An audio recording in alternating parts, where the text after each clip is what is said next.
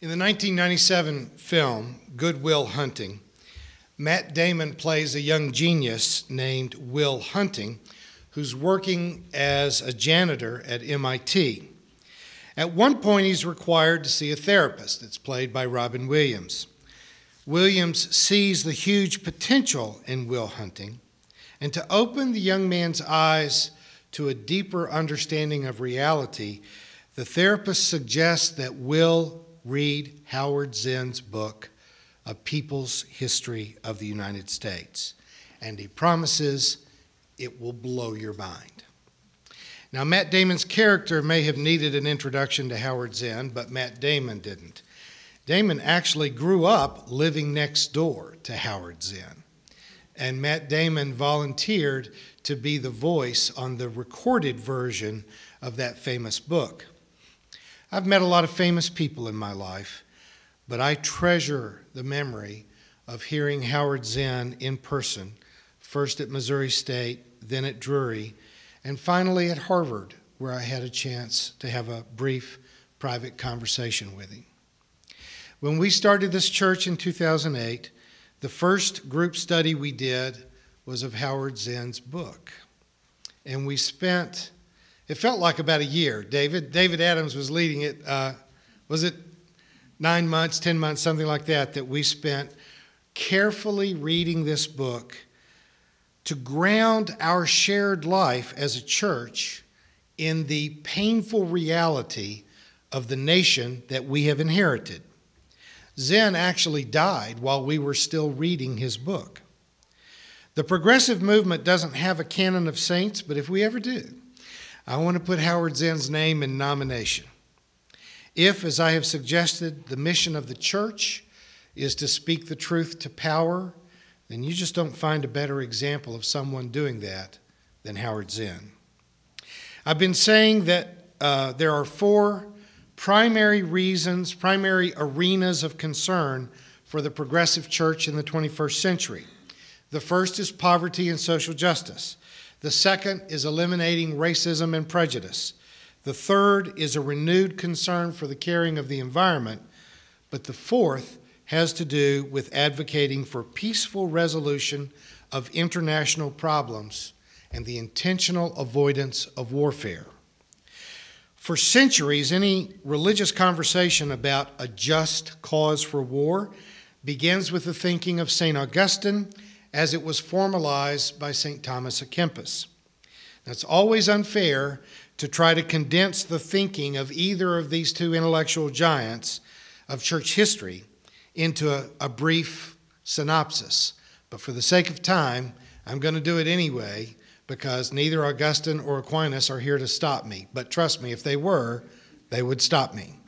But I'm going to say that Aquinas, at least, boils Augustine down to the war must be waged as a last resort of a sovereign nation. No one can declare war but a sovereign nation. The war must have justifiable provocation and cannot be motivated by a desire for financial gain or power or property. And finally, the war must be fought only when there is a reasonable expectation that you can win and that it will end peacefully. Every war that our nation has been involved in has been sold to the American people as having met these three criteria. We always posture ourselves as either acting in self-defense or we are carrying out a police action that stops the abuses of a tyrant.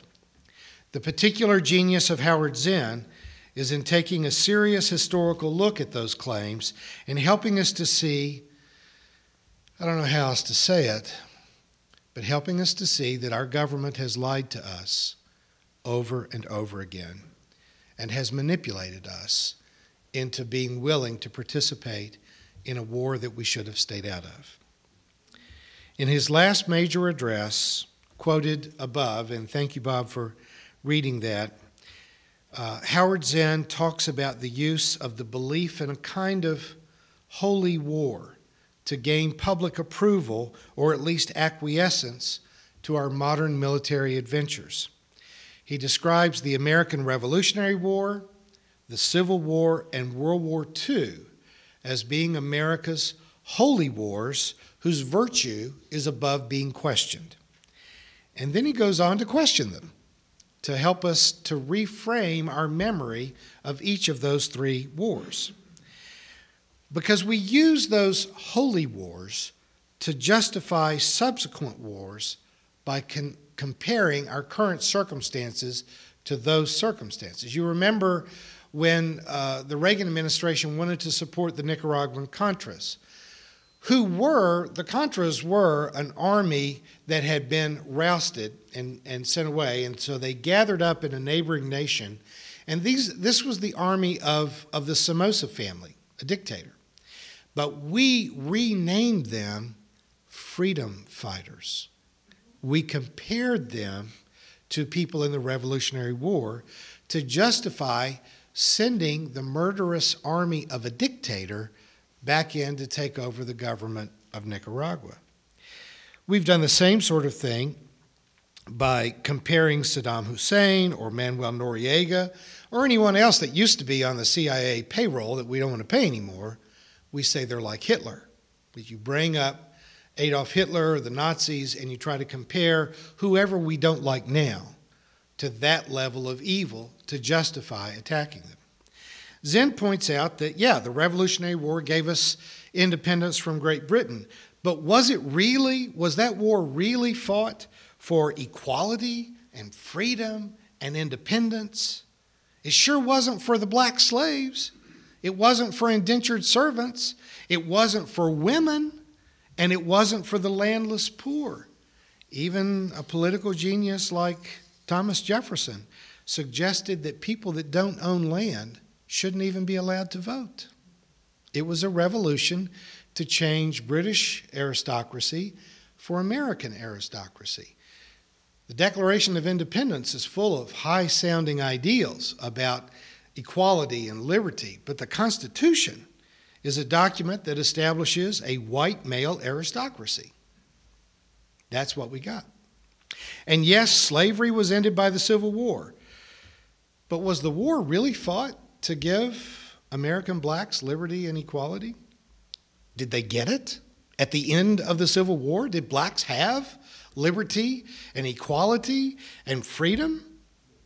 Did they have it a generation later, or 2 generations, or 3 or 4 generations later? No. So trying to say that the Civil War was a great war of virtue to liberate the slaves, if we wanted to liberate the slaves, every other country in the world had done away with slavery without a war, and blacks actually got a much more equal role in society than they had in the United States until the Civil Rights Movement 100 years later. World War II did end with the official defeat of fascism. But do you believe that fascism is defeated? Is it gone from the face of the earth? Even our most defensible wars have a much more tarnished halo than we like to believe. You were told here by a musician that I didn't want to argue with at the time.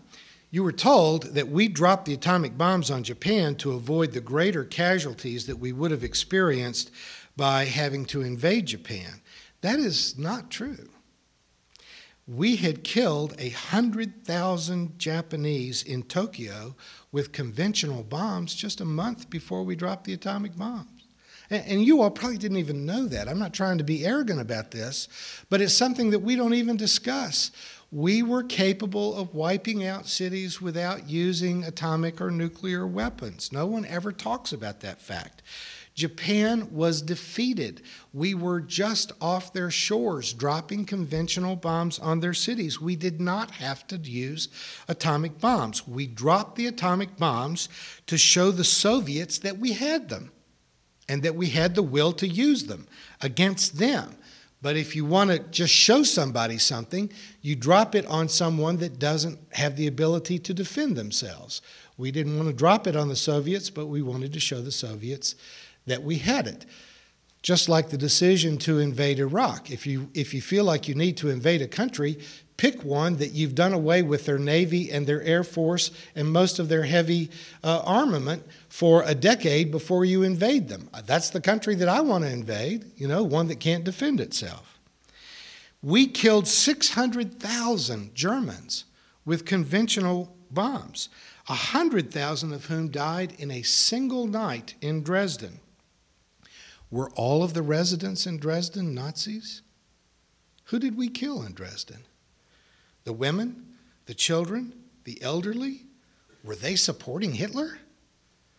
We like to think of ourselves as liberators, defenders of justice. We want to be the city built on a hill. In the wise words of Yoda, it is a very rare thing for wars to make one great. At the time the United States launched a war against Iraq, a majority of Americans had either been tricked into believing or they had tricked themselves into believing that Iraq was responsible for the 9/11 attacks on the United States. There, of course, was no connection.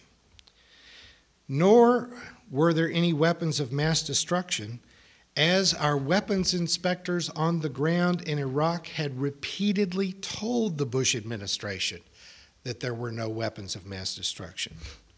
It's true enough that Hussein was a bad guy, but any kind of intellectual honesty compels us to acknowledge that as bad a guy as Hussein was, he was not killing and imprisoning as many Iraqis as we have in order to control the country. On average, you cannot say that $2 trillion later that Iraq is better off than it was before. Earlier this month, Curtis Reeves, a 71-year-old retired policeman, shot and killed Chad Olson in a Florida movie theater because Chad wouldn't stop texting during the movie. Now, you know how annoying it is to be sitting beside someone in a theater or in a classroom or in church while they are staring at their phone and texting. But whatever punishment may be appropriate for this annoyance, we're able to figure out pretty clearly that shooting them isn't really on the menu. We could see how horrible it was for that to happen on an individual basis. But somehow, we are not able to as clearly make that decision when we overreact in the use of military. That when we kill hundreds of thousands of people in response to a legitimate provocation, we don't seem to have the ability to question the rationality of that decision. On September 10 in 2001, there were What Would Jesus Do? WWJD rubber bracelets being sold on the counters of bookstores and gas stations and convenience stores all over Springfield. In an entirely uncoordinated but massively hypocritical gesture, every one of those What Would Jesus Do bracelets disappeared by the evening of 9/11 because no one wanted to ask that question anymore. Or its corollary, who would Jesus bomb? The moral problem for Americans was that we were not attacked by a nation. If any country could have actually been reasonably blamed for 9/11, it would have been Saudi Arabia. But we didn't want to attack them because we've got huge business dealings with Saudi Arabia, and it really wasn't the government of Saudi Arabia that coordinated the 9/11 attack. But any reasonable military response to 9/11 would have been a police action, going after terror cells and terror training camps. But that's not what we did. I said at the time, and I'm repeating it now more than a decade later, that our wars in Afghanistan and Iraq were not wars on terrorism. They were wars of economic opportunism. The waging of war makes some people very rich. The flow of resources to the military-industrial corporations slows down when we are not engaged in a conflict. You either need a hot war, a shooting war, or the threat of one in order to channel the billions of dollars that's in our budget into the industrial complex that manufactures the goods that allow us to fight a war. There are thousands of examples of individual and unit courage among military service personnel, of valor, of genius, and of sacrifice on the battlefield. No one should ever fall prey to the ruse that admiration for the contribution of an individual soldier necessitates supporting the politicians who put those soldiers in harm's way. You will be told that if you support the troops, that you must not question the war. That is insanity. There is no connection between supporting the troops and pretending to believe in an illegal or an immoral war.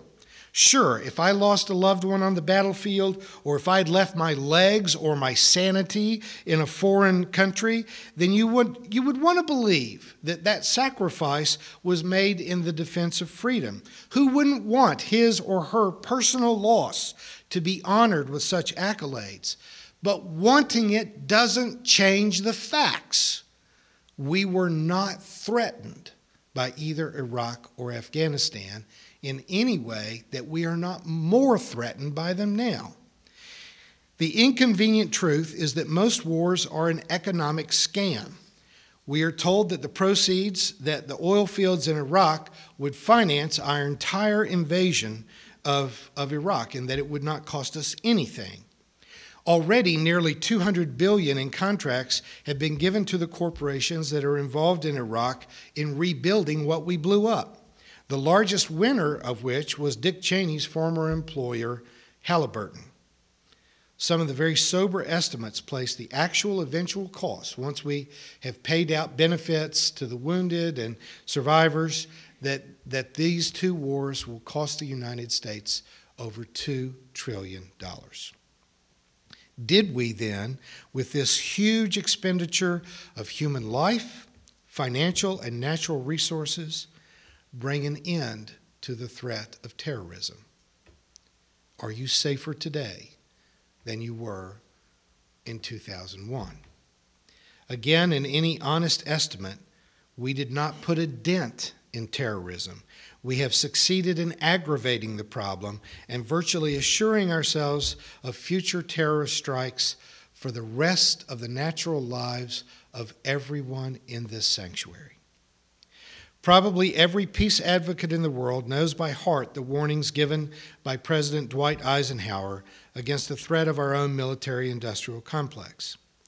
One draft of that speech, by the way, said the congressional military-industrial complex, and I think that's probably the way it should have stayed.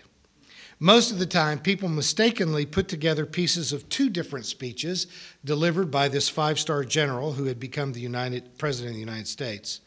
Shortly after he took office, Joseph Stalin died, and he saw that as an opportunity to advocate for a renewed push for global peace.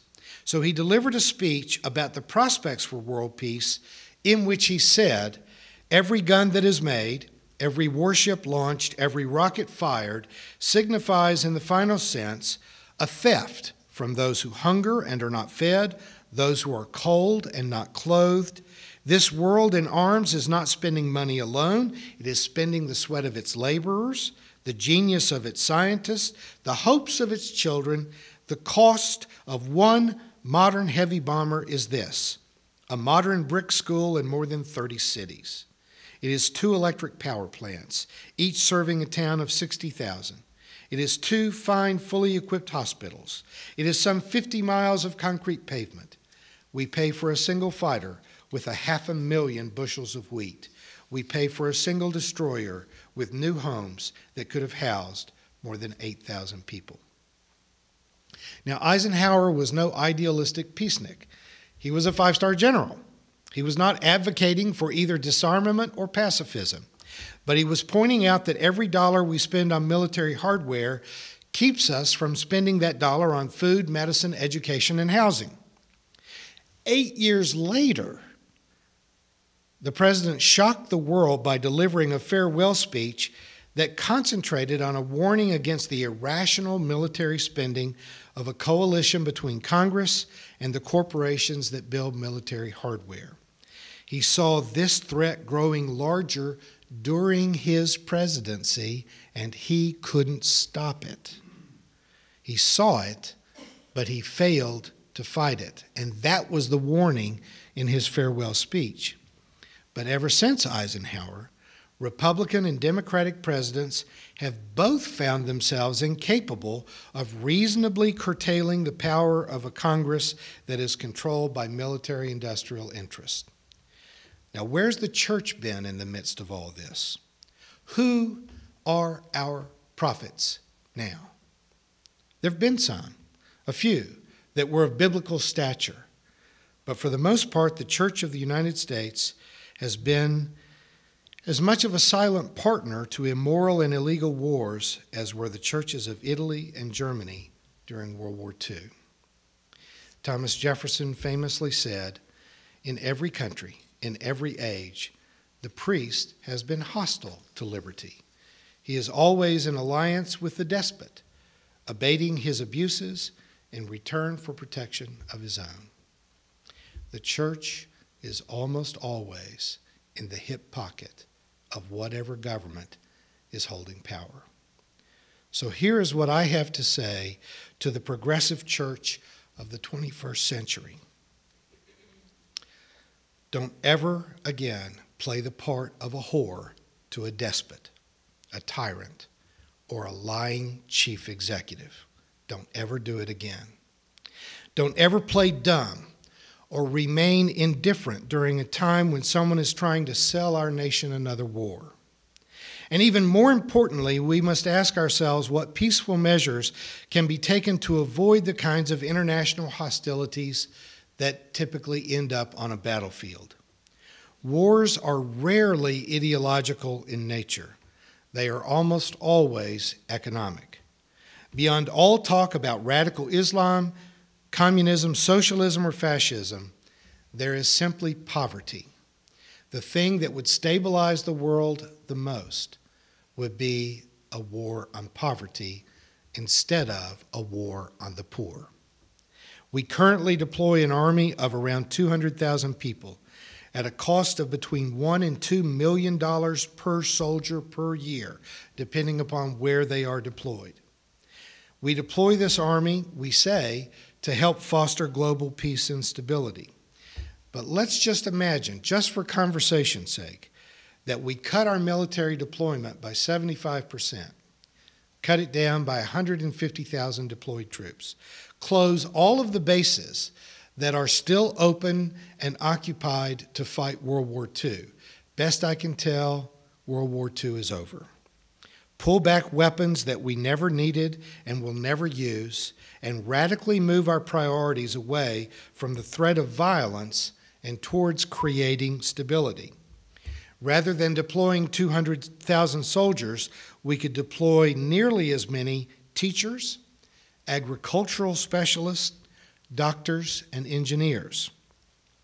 What if we made it our goal to raise the literacy rate around the world above 90%, to provide safe drinking water and food universally, and to wipe out malaria, and to make AIDS medications available, and to truly wipe out polio?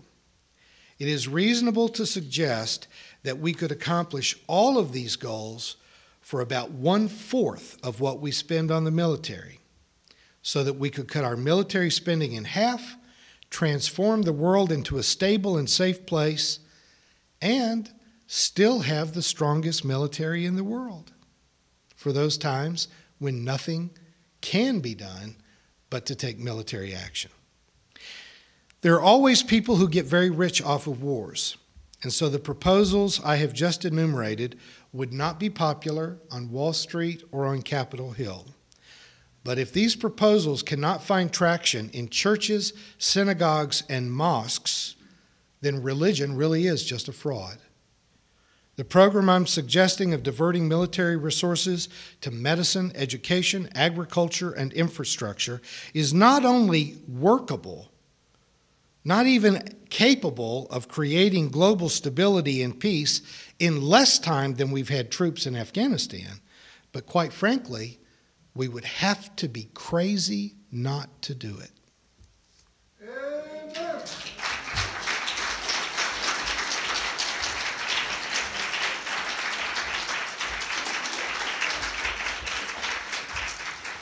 You've been watching a progressive Christian video from the Community Christian Church of Springfield, Missouri. We encourage our viewers to donate to our efforts in feeding the homeless and hungry of our community. Write to us at reverenddray@aol.com for more information.